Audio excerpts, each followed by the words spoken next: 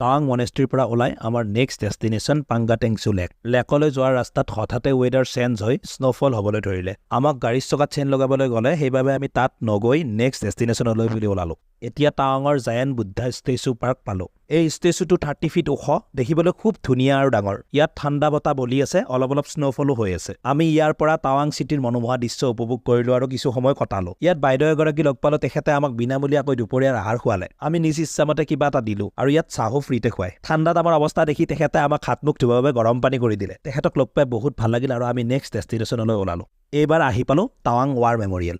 1962 চনৰ ভাৰত-চীন যুদ্ধত নিহত হোৱা শ্বহীদসকলৰ স্মৃতিত এইটো বনোৱা হৈছিল। শ্বহীদ হোৱা মুঠ 2140 গৰাকী ভাৰতীয় সেনা জোৱানৰ নাম ইয়াত সোণালী আখৰেৰে লিখা আছে। ইয়াত গধূলি 5:30 বজাত মিউজিক এণ্ড লাইট শ্ব' হয়।